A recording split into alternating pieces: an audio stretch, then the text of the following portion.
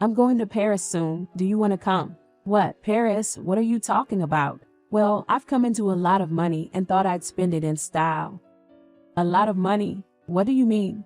This is the first I'm hearing of it. I guess I didn't mention it. I found it in another account. You must be joking. The lot of money my husband mentioned was something I had saved over 15 long years.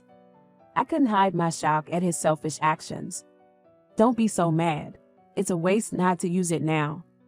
Do you really think that? By the way, I've already arranged the tickets.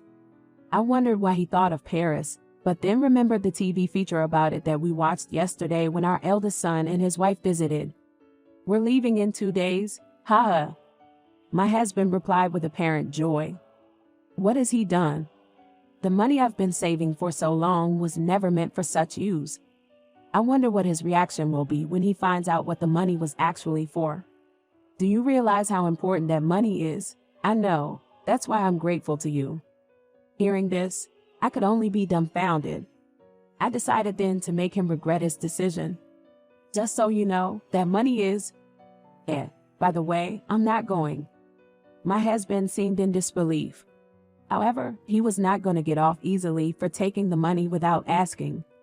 I decided to wait for his return home, anticipating his reaction. I'm Marilyn, turned 50 this year. I live with my husband, Kevin. We have a son, Max, but he lives separately now. My husband inherited a small greengrocer from my late father-in-law in his younger years.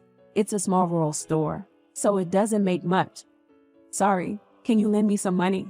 What? I just gave you some the other day. I know, but make this the last time. My husband has always been careless with money since we got married. I even consulted my mother-in-law about it once. Where did I go wrong in raising him? He wasn't like this when we first got married. I'm sorry for always causing you trouble. It's not your fault. Right? I haven't even served coffee. Let me prepare some. Then my mother-in-law stumbled. Are you okay? Ever since I hurt myself, my leg hasn't been the same. She injured herself on the stairs at her home and had been having trouble with her leg ever since. We initially lived together, but moved due to the inconvenience of her house. I made it a point to visit her at least once a week. Seeing this, I made a suggestion. Mother, if it's all right with you, shall we live together again? But I'm embarrassed to say, but I can't do it immediately. However, I would like to live together in this familiar house. It might take some time, though. Is that okay? Of course. Thank you. And so, I decided to start working part-time. The reason for taking the part-time job was not just that. I thought that if my husband's reckless spending continued, we would eventually face bankruptcy. That was 15 years ago. I'm going to start working part-time from now on. What about the store? Given the current situation, you can manage it alone, and when it's busy, I'll help out. If that's the case, okay. I thought that if my husband worked alone, he would become more responsible. It felt like I was the one maintaining the store most of the time. I hoped he would change his thinking even a little bit. Did you go out drinking again? However, contrary to my expectations, my husband's behavior escalated. Within a month of me starting part-time work, he became entirely dependent on me. Nothing really changed from before. Moreover, he began neglecting the store almost every night, sometimes even drinking from the afternoon. What about the store? Oh, who cares about that? Huh? I was so astounded. I was lost for words. Of course, I considered divorce more than once or twice. But the reason I stayed was because of my son Max and my mother-in-law. At least, make sure to open the store tomorrow. As if customers would come. I clenched my fists, trying desperately to suppress the rising anger within me. When asked if I could forgive his love for alcohol and reckless spending, I found myself utterly unable to. For now, I have part-time work tomorrow, so make sure you handle the store. However, my words did not reach my husband. His reckless spending accelerated, and there were times I worried we wouldn't make ends meet that month. During such times, I started a routine of manning the store in the morning and working part-time in the evening. Is Kevin managing properly lately? Well, from your response, it seems not at all. Maybe taking over the store was too much for him. Originally, my husband was a regular office worker, but he took over the store at my mother-in-law's suggestion. I met my husband before he took over the store. When my husband told me he was quitting his job, I was surprised. Seeing him so full of determination, I resolved to support him as much as I could. But now, things have turned out this way. Right now, I'm managing the store, but I don't know when we'll reach our limit. Yes, I wish I could lessen your burden a bit. If only I could stand at the store. Saying that, my mother-in-law looked a bit sad. I couldn't let my mother-in-law with a bad leg stand at the store. Your thoughts alone are enough, but that's not enough. Oh, I know. I have a friend who runs a fish market. Let me talk to them. I'm sorry. Ideally, my husband should be here too. It's fine. In fact, I'm glad it's you, Marilyn. After that, I worked desperately for my mother-in-law's sake. My husband did help at times, but he was mostly useless. The turning point came when I met Mr. Howell, the manager of the fish market introduced by my mother-in-law. I've heard about your situation. It seems you've been struggling quite a bit. Unfortunately, that's true. I would greatly appreciate any advice you can give. All right, leave it to me. From then on, we tried various cost-effective strategies, such as changing the layout and using social media. Thanks to Mr. Howell's connections, we started wholesaling vegetables to restaurants and other eateries. This significantly reduced waste, as we were no longer relying solely on store sales. Gradually, our revenue began to rise. Then, one day, it seems like we've been getting more customers lately. I'll man the store today. Are you sure? I was somewhat skeptical, but if my husband could handle the store, it would lighten my load, so I let him take over. I hoped he would manage every day. But what's going on here? When I returned from my part-time job, I found my husband in the middle of a conflict with a customer. Seeing me, he immediately sought help. Good timing. I'll leave the rest to you. My husband quickly retreated to another room, leaving me to resolve the situation. It was much more exhausting than usual. It made me realize how foolish I was to have any expectations of him. Why did you come back? You should have handled it. But it got sorted out, right? So, it's fine. Saying this, my husband took a sip of his beer. I'm trying to have a serious conversation here. And I'm seriously enjoying my beer. Lately, just talking to my husband has become a source of stress. I found myself unable to go without stomach medicine. Additionally, there was another factor that significantly increased the stress in such a situation. Our eldest son and wife live more than an hour's drive from our home, yet they started visiting more frequently to check on how things were going here. My husband would spoil him and his wife relentlessly. Just take it, really. Keep it a secret from your mom. Got it. Moreover, my husband wasn't just giving cash to my eldest son, but also to my eldest son's wife. Of course, I was aware of this. You gave them money again, didn't you?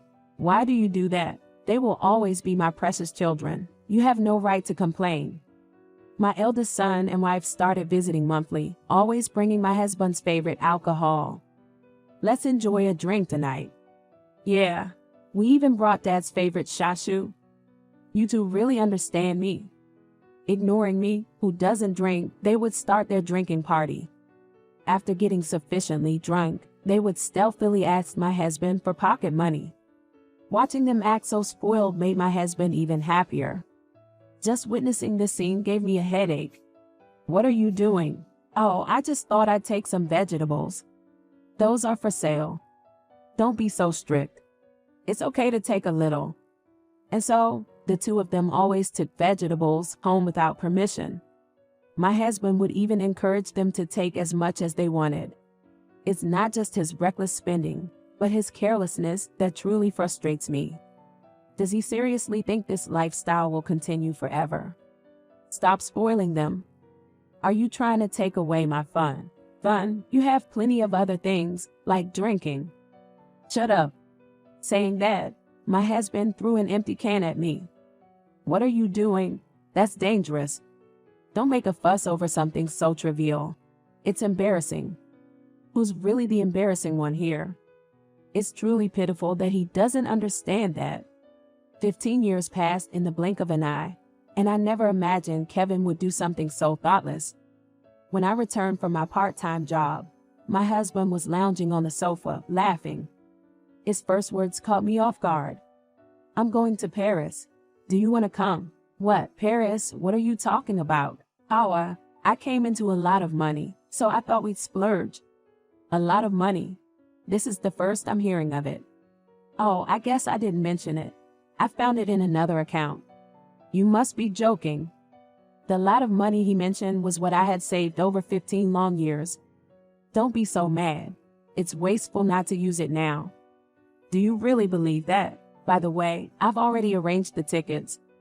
It dawned on me why he thought of Paris. The previous day, when our eldest son and his wife visited, there was a TV feature about Paris, and they said they wanted to go. "We're leaving in 2 days." He seemed happy with his decision. What an outrageous thing to do. The money I saved over a long time was not meant to be used like this. When he finds out what the money was really for, I wonder how he will react. Do you realize how important that money is? I know. That's why I'm grateful to you. Hearing this, I could only be dumbfounded.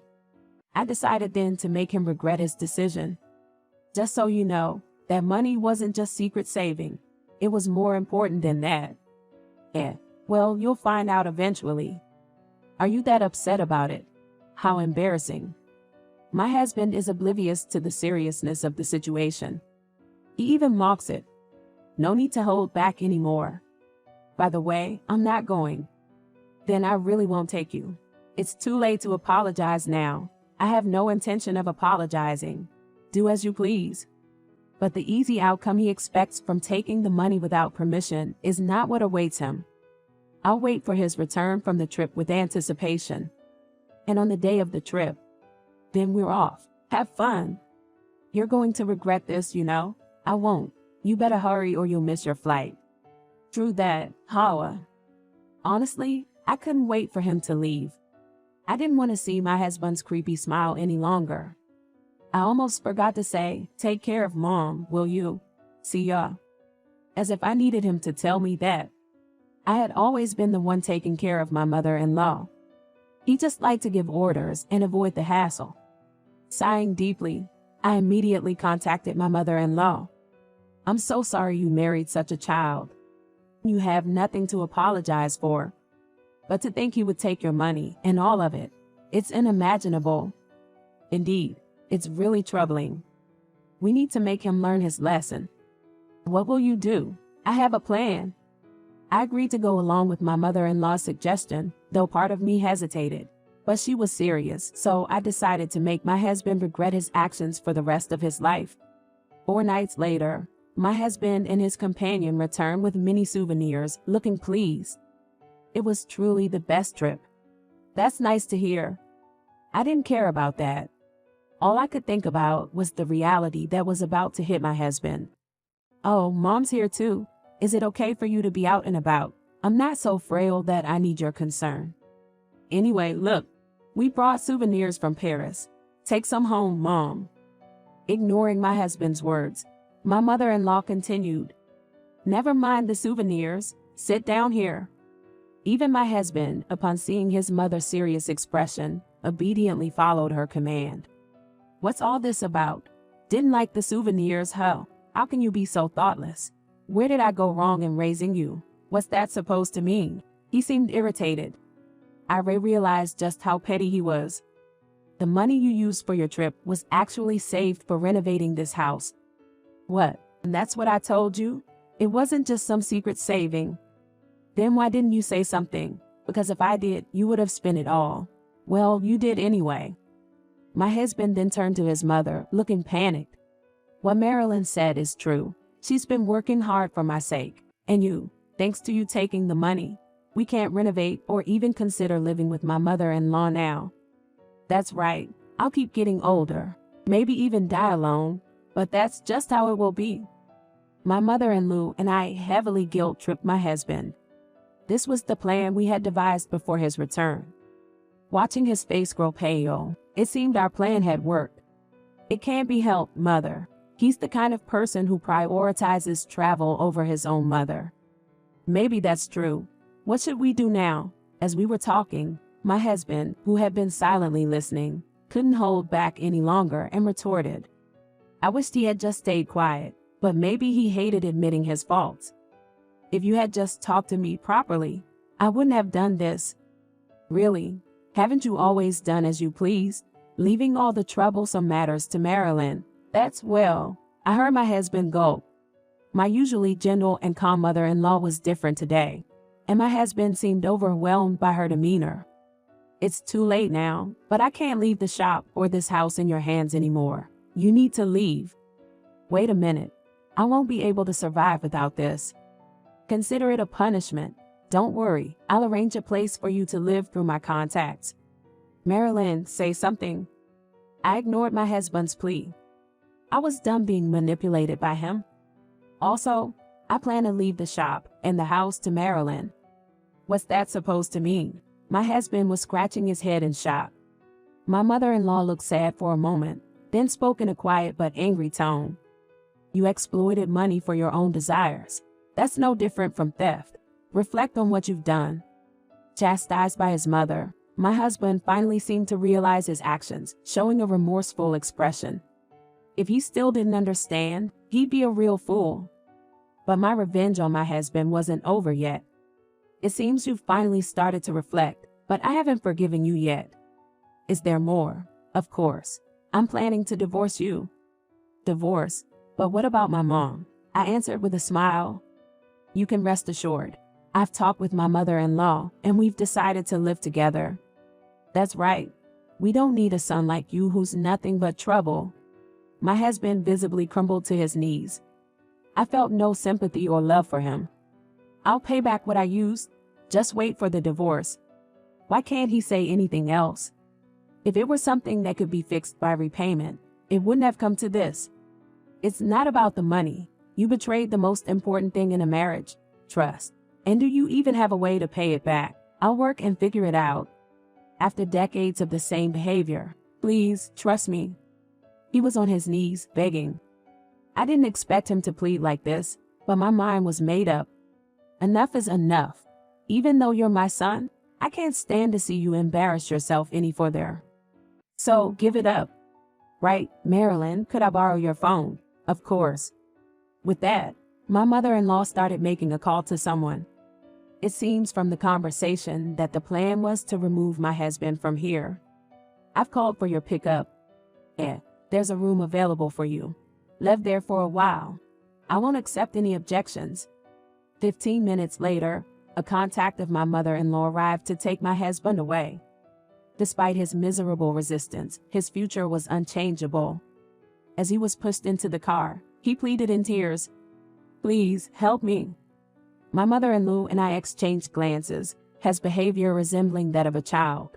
We didn't say anything to him but just waved until the car was out of sight. This should give you some relief, Marilyn. Of course. I'm glad then.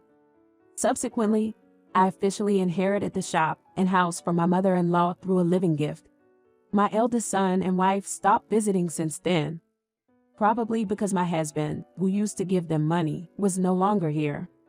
I hope they lead a decent life from now on. Amidst this, my husband contacted me. What do you want? Actually, I'm short on money. What? Weren't you working through your mother's connection? I am, but I overspent. It hadn't even been a month. I can't believe you had the nerve to call me after all this. Don't you remember the condition I mentioned earlier? I remember, but as part of our agreement, in exchange for not divorcing him, I demanded that my husband repay the $30,000 he recklessly spent. But given his past lifestyle, this must be tough for him. Moreover, my mother-in-law anticipated that his son would reach out like this. For now, make sure you work hard to pay off what you spent. And remember, if you can't repay it within a year, we're getting divorced. Good luck. Wait a minute. I predict that he'll come begging again in a year. I'm already thinking about what to say to him then. Meanwhile, my mother-in-law managed to get the house renovated at a low cost, and now she lives with me. From now on, I plan to run this shop with my mother-in-law for as long as possible.